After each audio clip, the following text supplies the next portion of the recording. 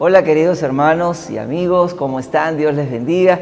Qué gozo estar en esta mañana disfrutando de la presencia del Señor y ahora de su palabra, que siempre es un aliento, un alivio y una fortaleza, ¿verdad?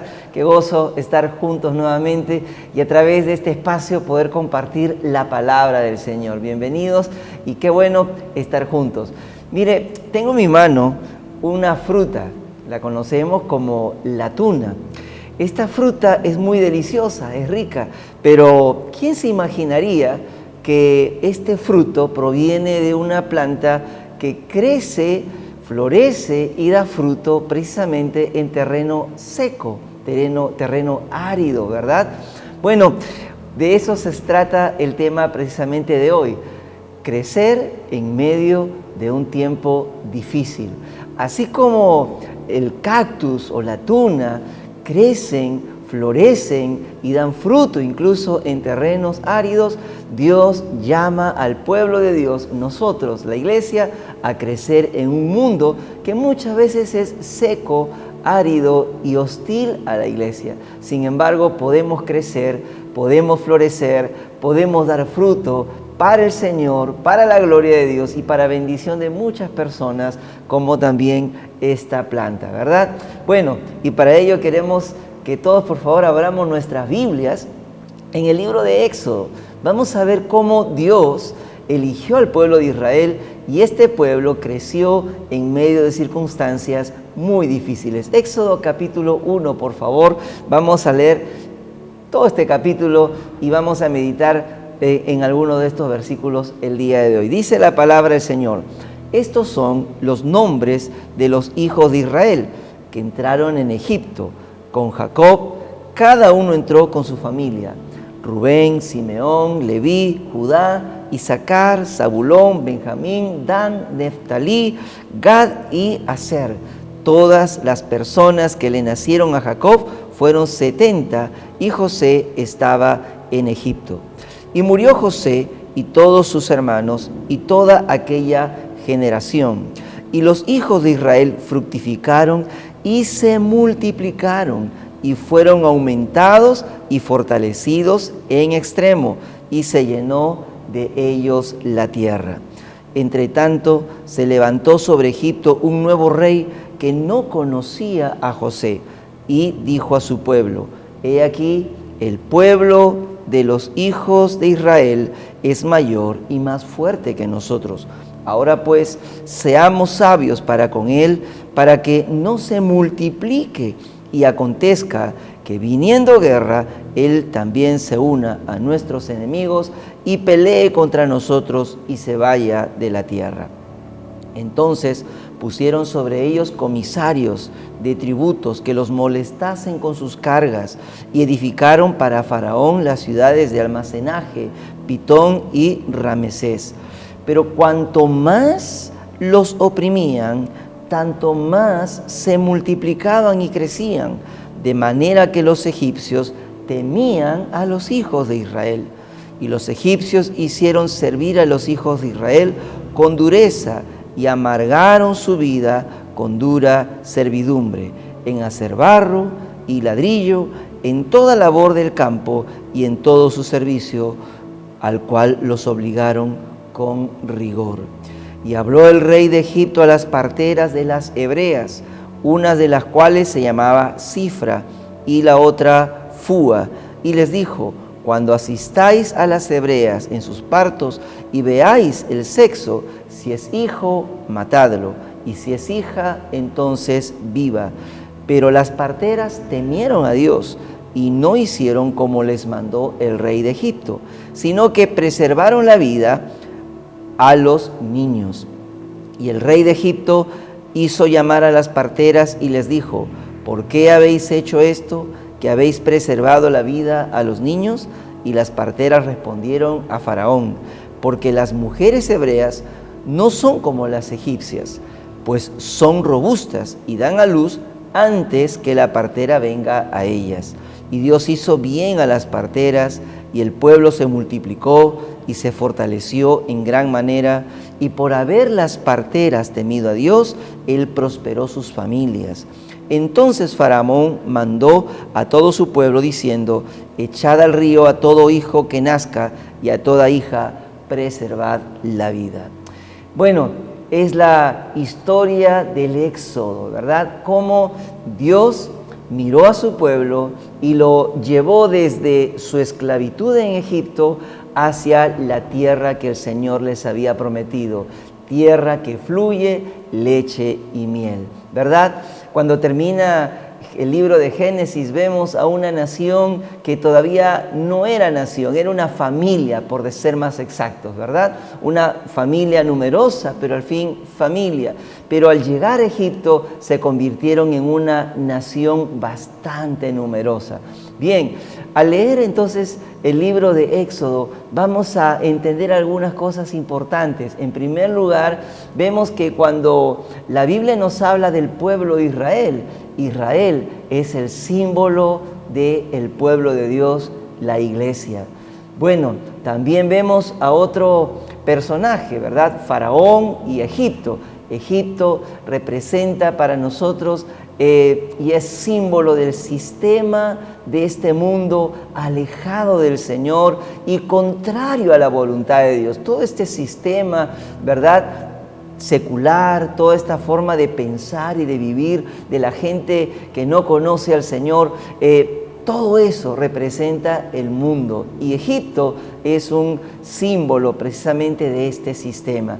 Y por otro lado vemos la tierra de Canaán, la tierra prometida, la tierra que fluye leche y miel.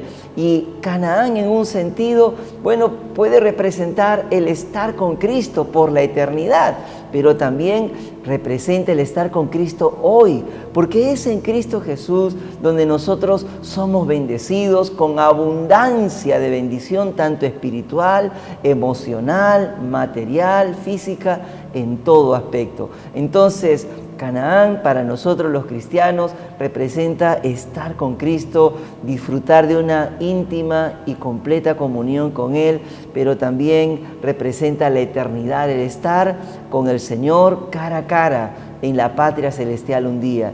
Bueno, viendo esto, vamos a un poco tratar de entender este primer capítulo del libro de Éxodo y cómo Dios llama a su pueblo y le ayuda a crecer en medio de unas circunstancias difíciles. Nos referimos al pueblo de Israel, que en el Antiguo Testamento era el pueblo de Dios. Qué interesante. Bien, lo primero que podemos encontrar es que el pueblo de Israel era un pueblo que estaba creciendo. Y estaba creciendo porque esa era la voluntad de Dios y esa era la promesa de Dios. Saben, la palabra de Dios nos dice que Dios le dijo a Abraham, dándole una promesa, que su familia se convertiría en una nación y él sería padre de una gran multitud. Por ejemplo, si nosotros vemos en Génesis capítulo 12, versículo 2, dice el Señor a Abraham: y haré de ti una nación grande y te bendeciré y engrandeceré tu nombre y serás bendición.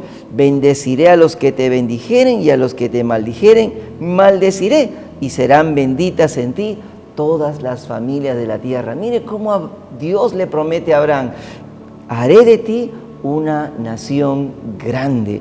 Bueno, Dios estaba cumpliendo esa promesa. En Éxodo vemos el versículo 7, capítulo 1 de Éxodo, versículo 7, cómo se expresa el crecimiento de este pueblo. Y los hijos de Israel, dice, fructificaron y se multiplicaron y fueron aumentados y fortalecidos en extremo y se llenó de ellos la tierra. Una familia, numerosa por cierto, pero que Dios empezó a hacer crecer, multiplicar y fructificar en una tierra lejos de la tierra donde Dios les había prometido que los llevaría. Pero sin embargo habían crecido. ¿Por qué? Porque Dios lo había prometido y era el propósito de Dios de que su pueblo creciera, se multiplicara y de esa manera se hiciera también fuerte. Bueno, trasladando eso a nuestro tiempo, nosotros como pueblo de Dios, mire, ¿sabe? Dios quiere que nosotros también, la iglesia, crezca, se multiplique y se haga cada vez más fuerte. Fuerte, obviamente, en Cristo Jesús, ¿verdad? Dios desea que su pueblo, la iglesia, también crezca, se multiplique y pueda llegar a ser cada vez de mayor influencia en el mundo donde nosotros vivimos. Queridos hermanos, y de eso nos habla la palabra del Señor. El Señor Jesús también dijo que el reino de Dios es como una pequeña semilla de mostaza, que al parecer es muy pequeña y parece insignificante y sin mucha importancia. Sin embargo, al caer a tierra, germina, crece y se hace hasta llegar a ser un árbol frondoso. Mira lo que dice Mateo capítulo 13, el versículo 31, dice: otra parábola les refirió diciendo: el reino de los cielos es semejante al grano de mostaza que un hombre tomó y sembró en su campo, el cual a la verdad es la más pequeña de todas las semillas, pero cuando ha crecido es la mayor de las hortalizas y se hace árbol, de tal manera que vienen las aves del cielo y hacen nido en sus ramas. Queridos hermanos, queridos amigos, ¿se da cuenta? La iglesia puede parecer un pueblo muy pequeño, o si un cristiano llega a un lugar donde mucha gente no es creyente, puede parecer una persona solitaria. Sin embargo, el reino de Dios tiene en su esencia el poder crecer y poder multiplicarse y poder extenderse, porque el Señor dijo: así es el reino de los cielos. Puede empezar como algo muy pequeño, pero está preparado de parte de Dios que vaya creciendo, se vaya multiplicando y vaya alcanzando más y más influencia y territorio. Así es el reino de Dios. Hermanos queridos, nosotros deberíamos desear que el reino de Dios crezca, porque cuando hablamos del reino de Dios, hablamos del gobierno de Dios, que cada vez más personas puedan estar bajo el gobierno de Dios y disfrutar de la presencia de Dios, de la comunión del Señor Jesucristo y de las bendiciones que vienen por estar bajo la dirección y el gobierno de nuestro Señor. ¡Qué bendición estar con Cristo!, ¿verdad? Hay al menos 4 áreas en las que nosotros como pueblo de Dios deberíamos crecer. En primer lugar, creo que es importante pensar en un crecimiento numérico, es decir, que la iglesia y que los creyentes vayan creciendo, que cada vez haya más personas que amen a Cristo, conozcan a Cristo y vivan bajo el gobierno y el señorío de Cristo. Es decir, imagínense una persona guiada por Cristo, una familia guiada por Cristo. Esta familia llama a otras familias y este grupo ya no es solamente 2 familias, 3 familias, sino abarca ya una comunidad de creyentes. Esta comunidad toca e impacta una ciudad, digamos, una sociedad, un país, y en fin, ¿a cuántas vidas puede bendecir una iglesia cuando crece? ¿Cuántas personas, cuántas familias, jóvenes, niños, adultos pueden ser bendecidos porque la iglesia crece y lleva el evangelio y permiten estas personas que el evangelio dirija y gobierne sus vidas? ¡Cuánta bendición hay! Con razón decía el apóstol Pablo: no me avergüenzo del evangelio, porque es poder de Dios a todo aquel que cree. Así que debemos orar y anhelar que nuestra iglesia crezca numéricamente. El otra área de crecimiento es el área espiritual. Debemos desear crecer espiritualmente. ¿Qué significa crecer espiritualmente? Significa crecer en ser más semejantes a Cristo Jesús.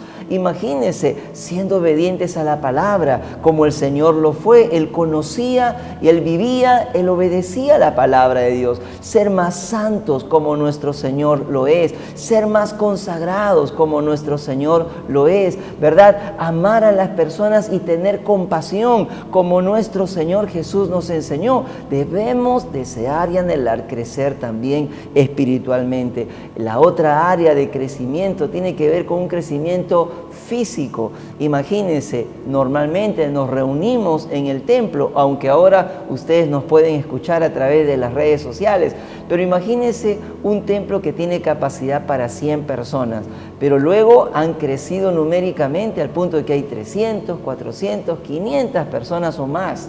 Entonces estas personas ya no caben en un ambiente, en un templo que está preparado solo para 100 personas. Entonces deberíamos pensar en un ambiente o en un templo mucho más amplio para poder albergar y recibir a más personas.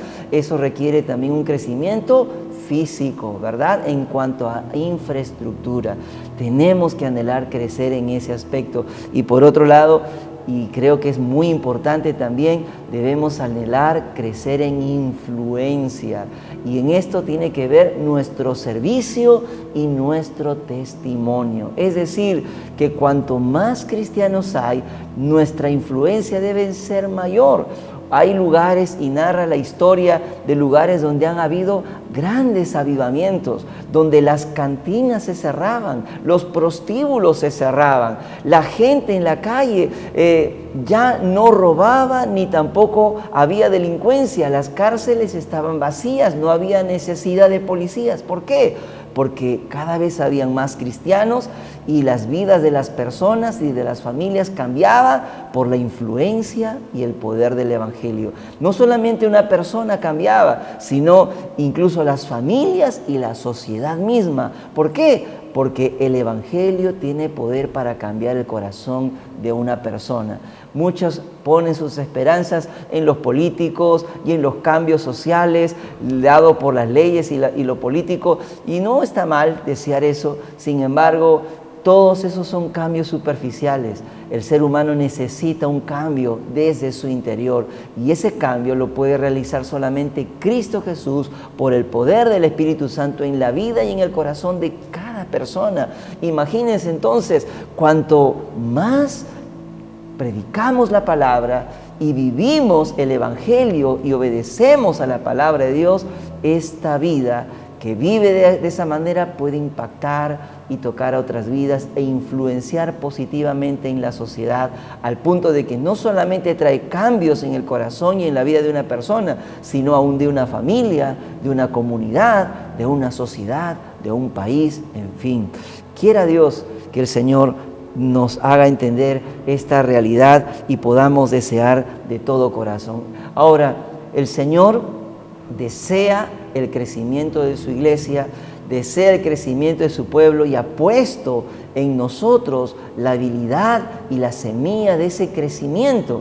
Pero sabe, aunque el Señor es el que da el crecimiento, todos nosotros tenemos una parte en el crecimiento de la iglesia. Y así como el pueblo de Israel, que era el pueblo de Dios en el Antiguo Testamento, crecía por la voluntad de Dios, pero también por el trabajo y la participación de los mismos israelitas, así nosotros como creyentes también debemos entender, Dios desea vernos crecer, pero también nosotros tenemos responsabilidad en ese crecimiento.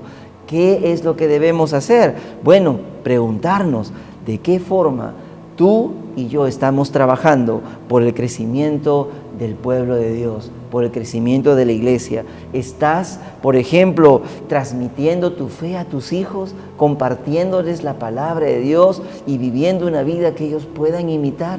Porque eso tiene que ver con el crecimiento de la iglesia. ¿Estás orando por el crecimiento de la iglesia? ¿Estás enseñando en la iglesia a niños, a jóvenes o adultos, compartiendo la palabra de Dios para que otros también crezcan en la fe? ¿Estás congregándote con regularidad porque de esa manera animas a otros también a que se congreguen? ¿Qué estás haciendo? ¿Cómo estás trabajando para el crecimiento de la obra del Señor, para el crecimiento de la iglesia? ¿Estás contribuyendo con la unidad de la iglesia? ¿Estás contribuyendo con tus talentos, con tu tiempo, con los bienes que Dios te ha dado para ver el crecimiento de la obra del Señor? ¿Cuántas personas están en la casa del Señor, gracias a que el Señor te dirigió y te usó a ti para que puedan estar aquí en la iglesia. Esto es algo en lo que debemos pensar y debemos trabajar con todo nuestro corazón. Recuerde lo que el Señor nos ordenó. Por tanto, id y haced discípulos a todas las naciones, bautizándolos en el nombre del Padre, del Hijo y del Espíritu Santo, enseñándoles que guarden todas las cosas que os he mandado. Recuerden, ese es el mandamiento del Señor. En segundo lugar, debemos ver que el pueblo de Dios es un peligro, o fue un peligro para Egipto. Y eso nos trae también enseñanzas a nosotros.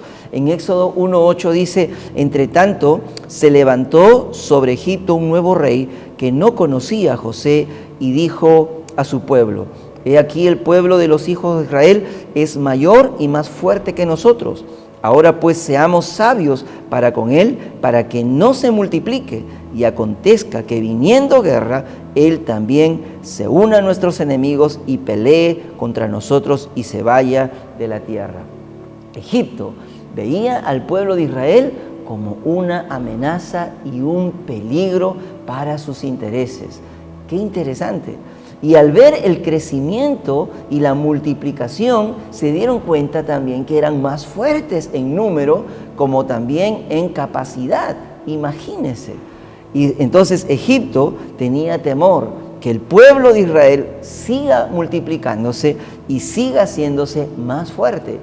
Egipto también tenía temor de que en algún momento el mismo pueblo de Israel se volviera contra ellos, peleando contra ellos. Y por otro lado, tenían temor de ser derrotados. Y otro temor que el pueblo egipto tenía era que esta nación, el pueblo de Israel, un día se vaya de sus tierras. Eso representaba un gran peligro. ¿Por qué? Porque el pueblo de Israel prácticamente era la mano de obra de Egipto. Permitir que ellos se fueran era como traer una crisis económica a toda la nación, y ellos no querían eso. Bueno, entonces, ¿cuál era el objetivo de Egipto? Ellos se propusieron entonces, especialmente Faraón, impedir que el pueblo de Israel crezca, impedir que el pueblo de Israel se vuelva contra ellos, uniéndose con algunas otras naciones enemigas de Egipto. Y por otro lado, ellos deseaban impedir ser derrotados por el pueblo de Israel y tenían planeado impedir que el pueblo de Israel se vaya libre de sus tierras. Ese era el propósito. De aquí podemos aprender algunas lecciones importantes, queridos hermanos.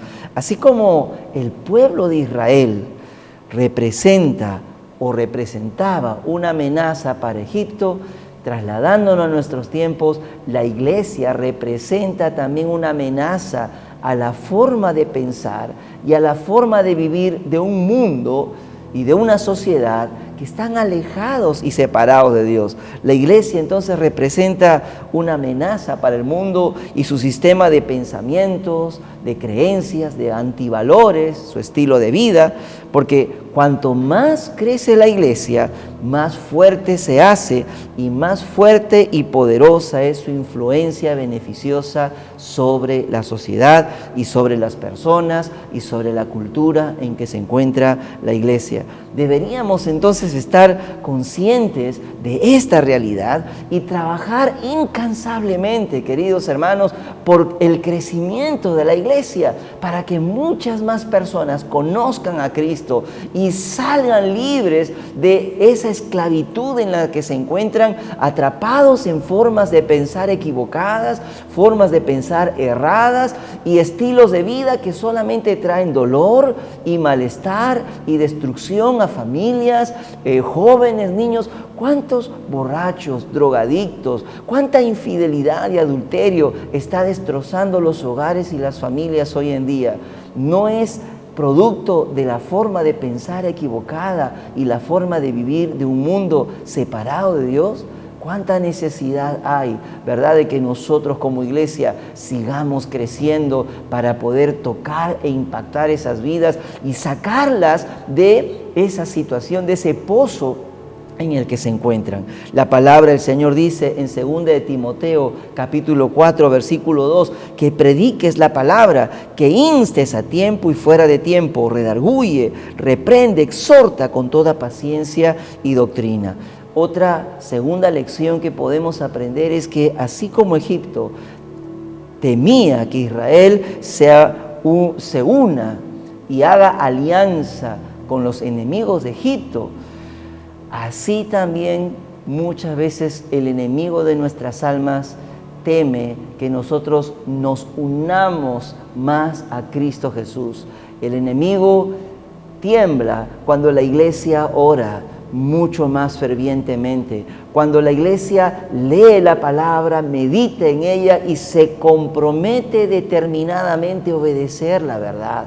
El enemigo tiembla cuando la iglesia se congrega para orar y alabar juntos en adoración y en unidad al Señor. El enemigo tiembla cuando ve una iglesia militante, dinámica, esforzada, que trabaja por la predicación del Evangelio y por alcanzar a muchas más vidas al Señor, porque eso significa que estamos unidos a Cristo y combatiendo lo que daña a nuestra sociedad y a las personas para guiar a las personas a Cristo. Bueno, el enemigo no desea eso, ¿verdad? Y el enemigo tiembla, en otras palabras, para Satanás y sus huestes y el sistema de este mundo y la carne. Queridos hermanos,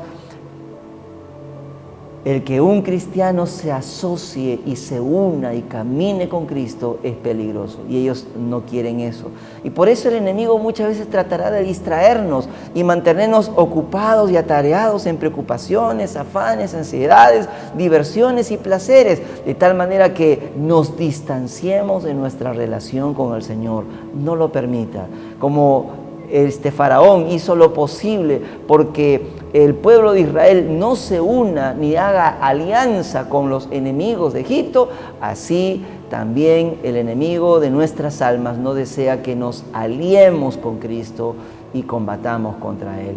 Otra lección que nosotros podemos ver, hermanos, en 1 de Corintios 15:58 es lo que nos dice lo siguiente: así que, hermanos míos amados, estad firmes, constantes, creciendo en la obra del Señor siempre, sabiendo que vuestro trabajo en el Señor no es en vano. Sigamos creciendo. Y el Evangelio de Juan, capítulo 15, el versículo 5, dice: yo soy la vid, vosotros los pámpanos. El que permanece en mí y yo en él, éste lleva mucho fruto, porque separados de mí, nada podéis hacer. El Señor nos insta a estar unidos a Él, porque separados de Él nada podemos hacer. Y una tercera y última lección es que de la misma forma como Egipto quería retener al pueblo de Israel, los enemigos de nuestra alma, Satanás, el mundo y la carne, quieren que nosotros vivamos esclavos y sigamos manteniendo nuestros pensamientos, costumbres y forma de vida antiguos. Dios no desea que retengamos o que nos retengan, ¿verdad?, nuestras viejas costumbres, nuestra pasada forma de vivir, sino que vivamos una vida nueva para el Señor.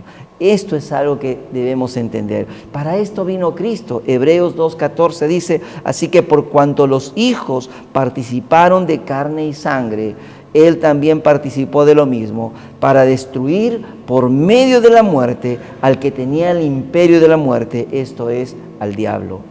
Primera de Juan 4:4 dice: hijitos, vosotros sois de Dios y los habéis vencido, porque mayor es el que está en vosotros que el que está en el mundo. Sabemos, hermanos queridos, que el Señor está con nosotros y es Él quien nos da la victoria. Vivamos en la victoria en la que Cristo Jesús nos hizo libres. ¿Qué podemos retener hoy en nuestros corazones? Dios desea que su iglesia crezca, como deseaba que el pueblo de Israel creciera, y le dio crecimiento y multiplicación y lo hizo fuerte.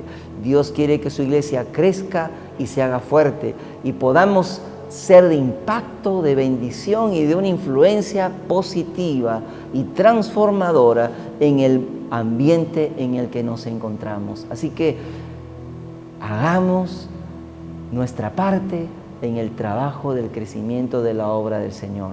Y por otro lado, recordemos que si bien es cierto Dios quiere nuestro crecimiento, no siempre vamos a crecer de una forma, digamos, sin obstáculos y sin adversidad. El enemigo de nuestras almas muchas veces tratará de distraernos del propósito de Dios. Y de la misma manera como Egipto vio a Israel como una amenaza, también el enemigo de nuestras almas nos ve como una amenaza. Pero ¿qué tenemos que hacer? Queridos hermanos, seguir creciendo y caminar en la voluntad del Señor como Él desea que lo hagamos. Yo quisiera terminar en esta mañana con una oración. Oremos al Señor. Padre Celestial, gracias. Gracias porque a través de la historia del pueblo de Israel, tú nos muestras tus planes y propósitos de bien. Tú escogiste a un pueblo en el Antiguo Testamento a través del cual nos harías llegar tu palabra y también vendría el Mesías. Este pueblo que representa también a tu iglesia, estuvo en Egipto y creció a pesar de estar en un terreno difícil, hostil y árido. Estamos en un mundo que parece también hostil, contrario y adverso, pero es en este mundo, Señor, donde tú quieres que tu iglesia crezca, florezca y dé fruto, de tal manera que muchas vidas puedan ser guiadas a un encuentro personal con Cristo y que todos podamos, Señor, experimentar tus bendiciones como es tu deseo. Que tu iglesia en este tiempo crezca, se fortalezca y que cada uno de nosotros que conformamos parte del pueblo de Dios, Señor, nos comprometamos con el crecimiento de la iglesia. Que hoy, al terminar este tiempo, no salgamos simplemente habiendo escuchado tu palabra, sino que podamos tomar la decisión: esto es lo que voy a hacer y esto es lo que voy a empezar a hacer y a trabajar para ver la iglesia del Señor crecer y multiplicarse y siendo de influencia positiva en la sociedad. Señor, te lo pedimos en el nombre de Jesús.